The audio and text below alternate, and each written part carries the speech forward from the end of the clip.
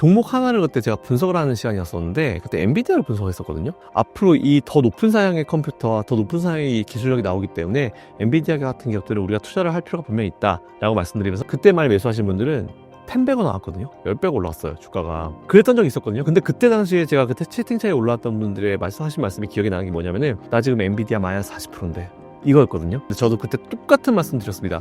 버티십시오. 그리고 이 회사가 하는 그 미래 산업을 좀 지켜보시고 그것과 관련되어 있는 수요를 만들어주는 그런 기업들이 투자를 이어가고 있는지 아닌지를 한번 보십시오라는 말씀을 드렸는데 그 시기가 한 1년 반 정도 됐던 것 같아요.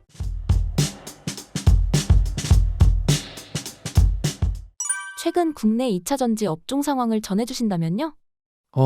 지금 2차전지는 관심을 못 받고 있는 게 제일 큰 것 같아요. 관심을 못 받고 있어요. 게다가 관심을 못 받고 있는 상황에서 자꾸 지금 또 이런저런 기사들이 내보내면서 오히려 좀 불안감을 더 많이 만들고 있는 그런 상황인 것 같은데 그때그때마다 제가 말도 안 되는 기사들이 있으면 보통 나와가지고 이제 좀 밟아드리는 역할을 좀 많이 하는데 2차 전지는 일단 저는 지금 당장은 좀 어려운 상황이 만들어지는 게 맞아요. 근데 제가 작년부터 제 방송 보시면 아시겠지만 2025년도 하반기 때쯤 되면 분위기가 좀 달라질 수 있을 거다라고 했고 제가 작년과 올해 이제 인터배터리 행사를 갔다 와서 이제 올해는 포스코 퓨처엔 이런 기업들한테 가서 이제 물어보고 왔어요. 근데 그분들도 2분기 때까지 모르겠고 일단 좀 빠르면 3분기 느려도 한 4분기 정도에는 조금 뭔가 이제 살짝 이제 턴어라운드의 기운이 보이지 않을까요? 라는 그런 말씀을 하시더라고요.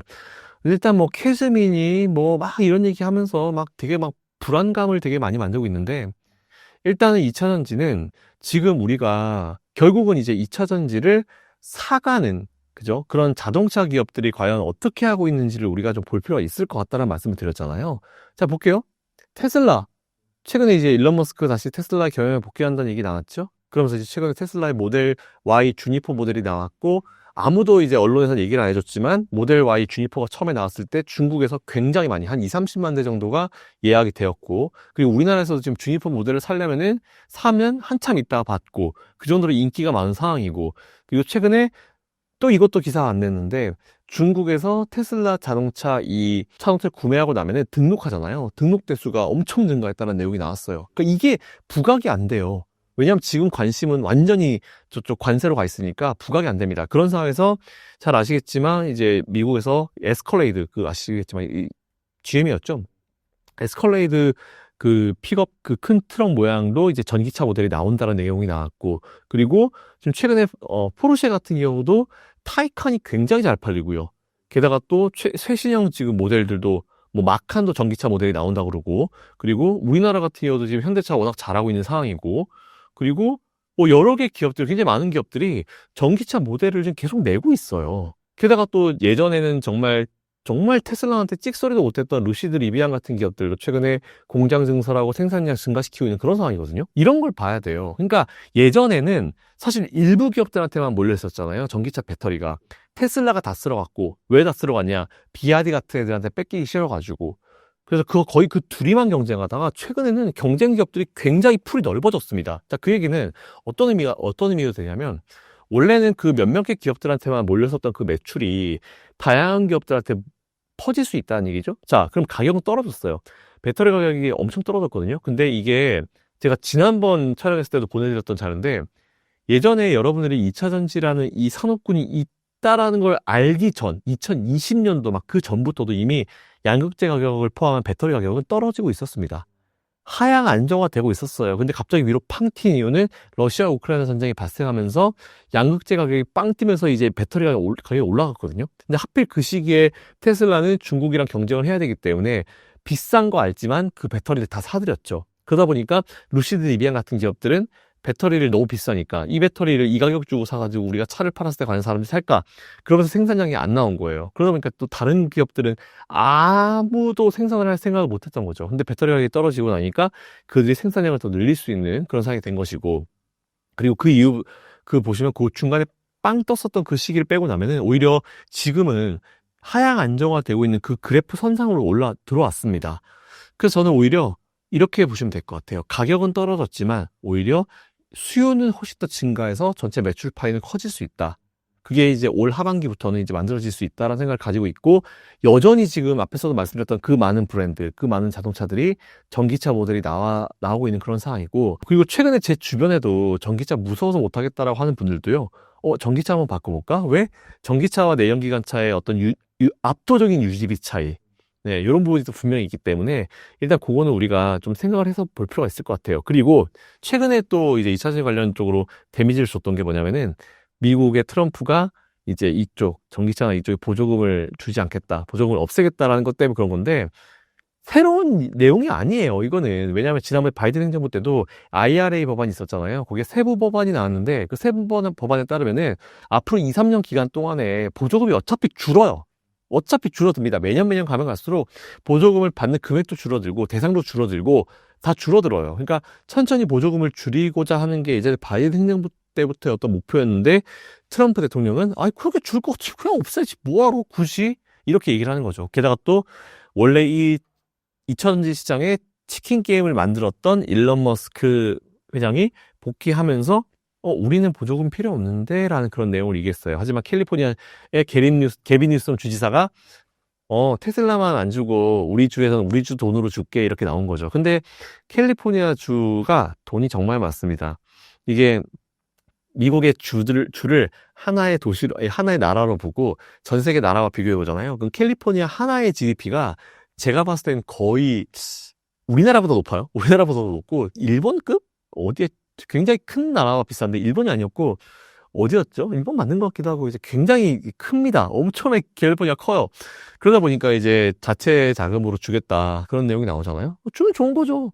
전기차 시장이 안 좋은 건 아니잖아요. 그렇기 때문에 캘리포니아에 떠난 테슬라는 못 봤지만, 나중에 이런 루시드 리비안 같은 그런 기업들, 일부 기업들은 캘리포니아 내에 이제 본사가 있어요. 그럼 이제 그들은 보조금을 받고 테슬라는 안 받고, 이러면 이제 테슬라가 짜증이 나겠죠? 그러다 보면 이제 이 회사들이 성장할 수 있는 계기가 되는 거죠. 그것도 앞으로 좀 보시면은 되게 재밌는 포인트가 될 것 같아가지고, 일단 한번 보시면 좋을 것 같고요. 결론적으로 말씀드리면, 여전히 수요자는 살아있고, 여전히 배터리를 사고 싶어 하는 수요자는 살아있고, 그리고 배터리를 생산하는 기업들도 엄청난 투자를 하고 더 좋은 기술을 현재 만들어내고 있다. 네, 이게 진짜 제일 포인트인 것 같아요. 그래서 이 업종은 살아있으니까 힘드시더라도 중장기적으로 묶으시고, 일단 올 하반기까지만이라도 조금 더 참아내시라는 말씀 드리겠습니다. 최근 2차전지 주가를 많이 하락하게 만든 원인이 유상전자 이슈가 있는 것 같은데요. 유상전자 이슈는 어떻게 보시나요? 근데 유상증자가, 여러분들 아마 최근에 투자하시는 분들은 모르실 텐데, 제가 처음에 주식을 투자를 시작했었던 90년대 후반, 그때는 유상증자가 호재였습니다. 유상증자하면 상한가 왔어요. 믿기지 않으시죠? 그랬어요. IT 버블 때 여러분들이 그 항상 책으로만 읽으시고 이제 누가 말하는 그 말로만 듣던 그 IT 버블 있잖아요. 저는 그때부터 이제 투자를 했던 사람이기 때문에 아는데, 그때는 유상증자만 하면 상한가 가던 시절이었었어요. 왠지 아세요? 유상증자 결국은 그 돈을 주주들한테 받아가지고 회사에 쓰려고 하는 거잖아요. 그때 당시에는 이제 어디에 쓰는지도 체크도 안 하고, 일단 뭐 유상증자해서 돈만 주면 그거 가지고 얘들이 더 큰 사업을 할 거야라는 정말 말도 안 되는 막연한 어떤 그런 기대감을 가지고 있었던 시기가 있었거든요. 그랬었더랬죠. 예, 그랬었는데 시간이 점점 지나면서 개인 투자자들 똑똑해지면서, 유상증자에 세 가지가 있구나. 뭐 일반이냐, 주주냐, 아니면 뭐 삼자 배정이 있구나. 그러면 이 중에서 뭐가 좋은 거지? 삼자 배정이 제일 좋고 나머지 별로 안 좋은 것 같아. 이렇게 나누거든요. 자, 근데 그걸 한 번 더 들어가서 우리 볼 필요가 있어요. 주주 배정하는 거죠. 근데 여기서 하나 팁을 드리면, 여러분이 투자하고 계신 기업이 주주 배정 유상증자를 합니다. 근데 항상 단서가 붙을 거예요. 주주 배정 유상증자 후 실권주 일반 공모, 이렇게 나오거든요. 이게 어렵지 않아요. 그러니까 주주들한테 먼저 그 권리를 주는 거예요. 그랬을 때 주주들이 그 물량을 다 소화를 하면 되는 건데, 소화가 안 되고 좀 남잖아요. 그럼 그거를 주주들이 아닌 일반한테 풀겠다는 거예요. 자, 여기서 만일 주주들한테 압도적인 지지를 받고, 그 회사가 진짜 그 회사 주주들한테 인기가 많고, 그 회사의 어떤 진행하는 이런 사업에 대해서 주주들이 지지를 하는 그런 기업이면, 주주 배정 유상증자했을 때 실권주가 나올까요? 안 나오죠. 안 나옵니다. 그래서 여러분들이 투자하시는 그 기업이 유상증자를 했을 때 그게 주주 배정을 끝나느냐, 아니면 남아가지고 실권이 있어가지고 그게 일반으로 넘어가느냐를 첫 번째로 보시면 돼요. 실권으로 넘어갔다. 조금 의심을 해볼 필요가 있습니다. 왜 실권으로 넘어가지? 좋은 기업이라며. 아니라는 의미겠죠? 아니면 주주들로부터 지지를 못 받는다는 얘기겠죠? 자, 그러면 이제 어쨌든 그러면 우리 이제 실권은 그냥 우리가 제쳐놓고 주주 배정으로 끝난 기업을 한번 볼게요. 자, 그럼 여러분들 한 번 더 들어가셔서 HTS에 그냥 다트, 한글로 다트를 위에 그냥 검색하신 다음에 엔터를 치시면 금감원 전자공식 다트라고 DART가 나올 거예요. 그걸 딱 보시면 그 기업의 이제 그 기업명을 치시고 보면 밑에 공시가 쫙 떠요. 그럼 이제 그 위에 보면 클릭하는 안에 최종 보고서가 있을 거예요. 그걸 클릭하십시오. 그러면 보고서가 바뀌는데 거기서 유상증자 공시가 있을 거예요. 그걸 클릭을 해보십시오. 조금만 내리면 거기에 유상증자 목적이 나오거든요. 유상증자 목적이 나오는데 제일 좋은 건 기업에 이제 뭐 빚을 갚는다거나 뭐 이런 게 쓰는 게 아니고 시설자금, 네, 시설자금 이쪽에 쓰는 비율이 압도적으로 높은 경우, 전 최소한 뭐 경영상의 목적으로 쓰는 자금이 20%까지는 괜찮아요. 20%까지는. 근데 20%까지 그리고 시설자금의 80%, 요 정도 괜찮은데 이게 바뀌었다. 예를 들어서 시설자금 20%가 나머지 80%뭐 빚 갚고 대출 갚는 데 쓴다. 요건 조금 문제였습니다. 하지만 유상증자 짜증났지만 첫 번째 단계 주주 배정으로 완전 다 끝난 기업. 자, 그래서 들어갔을 때 주주 배정으로 다 끝나서 들어갔는데 거의 100%에 가깝게 시설 자금이다. 라고 하는 거는 어떤 거냐면 2차전지 지금까지 시장이 계속 안 좋을 때는 돈을 투자를 못하고 있다가 이제 뭔가 돌아설 수 있을 분위기가 되니까 주주들한테 유상증자에서 자금 받은 다음에 투자를 하려고 하는 거죠. 드디어 이제 때가 왔다 생각을 하는 거죠. 미국에 투자라든. 최근 보면은 꽤나 많은 기업들이 미국의 공장 증설을 위해서 유상증자하는 기업들이 있습니다. 이런 거는 더 성장을 위해서 투자하는 거기 때문에 지금 당장 주가는 빠질 수 있어요. 뭐 희석될 수 있습니다. 하지만 더 성장을 위해서 투자를 하는 거기 때문에 투자의 가치 매력을 봤을 때는 좋은 거죠. 그 제일 좋은 건 뭐다?